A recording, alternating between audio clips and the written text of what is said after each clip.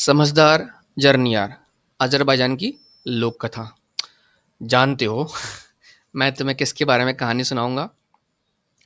एक सौदागर के बारे में, एक ट्रेडर के बारे में जिसका नाम था ममद।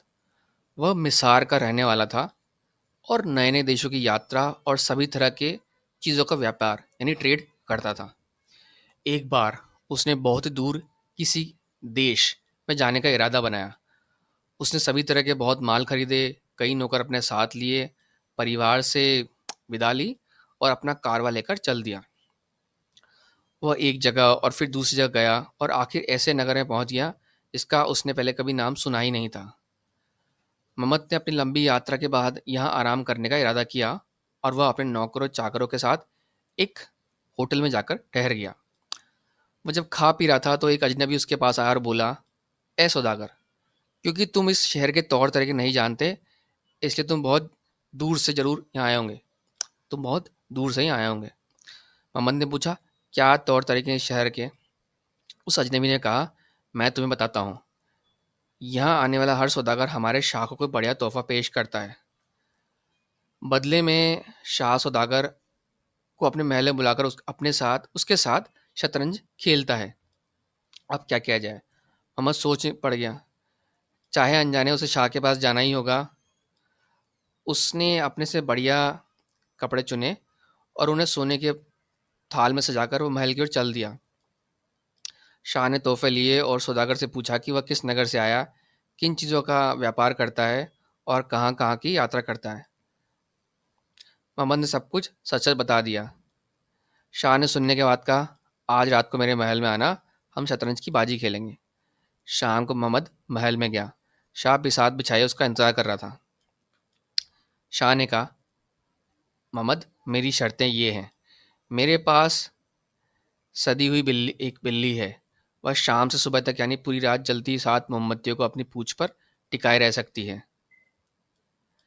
अगर हमारी बाजी के दौरान, हमारे शतरंज के गेम के दौरान वह उन्हें ज्यों का त्यों टिकाए रहेगी तो तुम्हारी सारी दौलत मेरी हो जाएगी और मैं अपने आदमियों को हुक्म दूंगा कि वे तुम्हें बंदी बनाकर जेल जेल में डाल दें।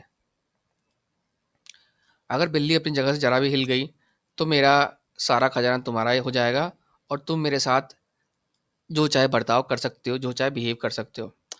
अब बेचारा सौदागर करता क्या? भागना तो पॉसिबल नहीं था और प्रोटेस्ट करने का तो कोई सवाल ही नहीं था। शाह की शर्तें मानने के सिवा कोई चारा नहीं था। अब वहाँ बैठा हुआ अपने आप को कोस रहा था कि क्यों इस शहर में आकर फंस गया। धन दौलत की बात तो एक तरफ, यहाँ तो आदमी अपनी जान से भी हाथ धो सकता है, मोहम्मद ने सोचा। शाह ने अपनी सदी हुई बिल्ली को बुलाया जो अपनी पूंछ फैलाकर शाह के सामने बैठ गई। शाह ने हुक्म दिया, चिराग लाए जाए। उसके नौकर फौरन 7 मोमबत्तियां अपने साथ ले आए और वह बिल्ली की पूंछ पर रख दी गई। शाह ने मोहरे उठाए और खेल शुरू हुआ। मोहरे चलाता हुआ सौदागर मोहम्मद बिल्ली पर नजर डालता रहा। बिल्ली तो बिल्कुल बुत बनी बैठी रही, न हिलती न डुलती थी, वो हिल नहीं रही थी। इस तरह एक दिन और एक रात बीती, फिर 2 दिन और 2 रातें बीती और मोहम्मद शाह के साथ शतरंज खेलता रहा और बिल्ली पहले की तरह बुत बनकर बैठी रही। उसे कोई फर्क नहीं पड़ा। आखिर मोहम्मद बिल्कुल थक गया। मैं अब और नहीं खेल सकता, वो चिल्लाया। आप जीत गए जहाँपनाह। शाह तो इसी चीज़ का इंतजार कर रहा था। उसने अपने नौकर को बुलाकर कहा, सौदागर का सारा माल और सोना मेरे पास ले आओ। रहा सौदागर तो उसके हाथ पैर बांधकर उसे काल कोठरी में फेंक दो। तो शाह के नौकरों ने मोहम्मद को पकड़कर उसके साथ वही कुछ किया जैसा कि शाह ने हुक्म दिया था। काल कोठरी में पड़ा हुआ मोहम्मद अपने को भला बुरा कहता कि क्यों मैंने इस शहर के पास से ही गुजर जाने की अक्लमंदी की, और दबी जबान से शाह और उसकी सदी बिल्ली को भी गालियां देता रहा। मगर अब हम मोहम्मद को छोड़कर उसकी बीबी जरनियार की चर्चा करते हैं। जरनियार घर बैठे अपने पति के लौटने का इंतजार कर रही थी, मगर न तो वो आया, न ही उसकी आने की खबर मिली। उसने सोचा कि भाई मोहम्मद पे जरूर कोई मुसीबत आ गई है। बहुत समय तक वो इसी तरह की चिंता में सोचती रही। आखिर एक दिन मोहम्मद का नौकर लौटा। उसका चेहरा जो है धूल मिट्टी से सना हुआ था और कपड़े उसके फटे हुए थे। वह भागता हुआ आया और बोला, मालकिन मालकिन, बहुत दूर के एक शाह ने मालिक को कैद कर लिया है और सारा माल और सोना छीन लिया है। मैं अकेला बड़ी मुश्किल से अपनी जान बचा कर आया हूँ, अब हम क्या करें? जरनिया ने नौकर से कि भाई जो भी कुछ हुआ है उसका पूरा एक एक चीज़ बताओ। पूरा हाल सुनने के बाद उसने हुक्म दिया कि ढेर सारे चूहे पकड़कर एक बहुत बड़े बक्से में बंद कर दिए जाएं। तब उसने कुछ सोना चांदी लिया, आदमी की तरह कपड़े पहने, फर की ऊंची टोपी के नीचे अपने बाल छुपाए और कारवां का सरदार बनकर अपने पति को छुड़ाने चल दी। और रास्ते में कहीं नहीं रुकी और ना ही उसने किसी तरह की देर होने दी। आखिर वो उस शहर में पहुंच गई जहां उसका पति काल कोठरी में पड़ा मुसीबत के दिन काट रहा था। उसने अपने कुछ नौकर को ही हुक्म दिया कि वे सराय में रहकर उसका इंतजार करें, और कुछ को उसने अपने साथ शाह के महल में चलने को कहा।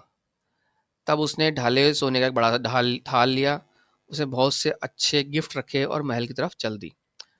उसके नौकर चूहों से भरा हुआ संदूक उठाए उसके पीछे पीछे आए।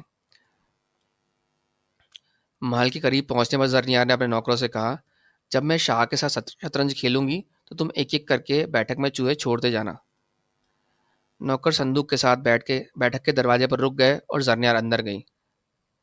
उसने शाह से कहा, शहनशाह आपकी लंबी उम्र हो। आपके मुल्क के तौर तरीके के मुताबिक मैं आपकी खिदमत में कीमती तोहफे लेकर आया हूँ। शाह ने उसे आदमी समझा, उसकी बड़ी इज्जत की और तरह तरह के बढ़िया खाने उसके सामने पेश किए। फिर उसने जरनियार को शतरंज की बाजी खेलने के लिए कहा। शहनशाह आपकी शर्तें क्या है? जरनियार ने पूछा। शाह ने वही जवाब दिया, जब तक मेरी सदी बिल्ली अपनी जगह से नहीं हिलती हम खेलते रहेंगे। जरनियार ने कहा, तो अगर आपकी सदी बिल्ली अपनी जगह से हिल गई तो? तब मैं अपनी हार मान लूंगा और आप मेरे साथ मनमाना बर्ताव करेंगे। ठीक है, जरनिया ने कहा, ऐसे ही सही। शाह ने अपनी सदी बिल्ली बुलाई। बिल्ली आई और बड़ी शान से शाह के सामने कालीन पर बैठ गई। तब शाह के नौकर साथ मोमबत्ती लिए हुए आए, उन्हें बिल्ली की पूंछ पर टिका दिया। अब शाह ने जरनियार के साथ शतरंज की बाजी शुरू की। शाह खेलता और मुस्कुराता रहा और इस बात का इंतजार करता रहा कि जवान सौदागर कब अपनी हार मानता है। जरनियार के नौकरों ने संदूक खोला और एक चूहा शाह की बैठक में भेज दिया। बिल्ली ने जैसे ही चूहे को देखा वैसे उसकी आंखों में चमक आ गई और उसने मानो अपनी जगह से हिलना चाहा, मगर शाह के ने उस पर ऐसी कड़ी नजर डाली कि वह जहां की तब बैठी रही मानो पत्थर की हो गई हो। कुछ ही देर बाद जरनियार के नौकरों ने बैठक में बहुत से चूहे छोड़ दिए। चूहे फर्श पर इधर उधर दौड़ने लगे और दीवारों के साथ उछलने कूदने लगे। सदी बिल्ली के लिए अब अपने आप को काबू में रखना मुश्किल हो गया। उसने जोर से म्याऊं की और अचानक चलकर खड़ी हो गई, जिससे सातों मोमबत्तियां फर्श पर गिर गई और कमरे में इधर उधर भागती हुई चूहों का पीछा करने लगी। शाह चीखता चिल्लाता रहा, मगर उसकी बिल्ली ने कोई परवाह नहीं की। अब जरनियार ने अपने नौकर को आवाज़ दी, वह भाग कर बैठक में आए। उन्होंने शाह को पकड़ लिया और उस पर कोड़े बरसाने लगे। आखिर शाह रहम की भीख मांगा, बोला, मैं अपने सभी कैदियों को रिहा कर दूंगा, उनका सारा माल सारी दौलत वापस कर दूंगा, आप मेरी सिर्फ जान बख्श दें। जरनियार के नौकर से कोड़े लगाते रहे और शाह गला फाड़ फाड़ के चिल्लाता रहा। शाह के नौकरों ने उसकी चीख पुकार सुनी, मगर उसकी मदद को नहीं आए। वे खुद उसके जुल्म से और लालच से तंग आ चुके थे। अब जरनियार ने अपने पति और सारे कैदियों को आज़ाद करने का हुक्म दिया और शाह को काल कोठरी में डाल दिया। इसके बाद जरनियार और मोहम्मद अपने शहर मिसार लौट आए। वे अपने देश में रहते हुए हंसी खुशी का जीवन बताते, मौज बनाते और खाते पीते रहे। आपको भी ऐसे ही करना चाहिए। आसमान से 3 सेब गिरे हैं, एप्पल गिरे हैं, एक मेरे लिए, दूसरा इस कहानी को सुनाने वाले यानी मेरे लिए, और तीसरा सुनने वाले यानी आपके लिए, समझदार जरनियार अजरबैजान की लोक कथा।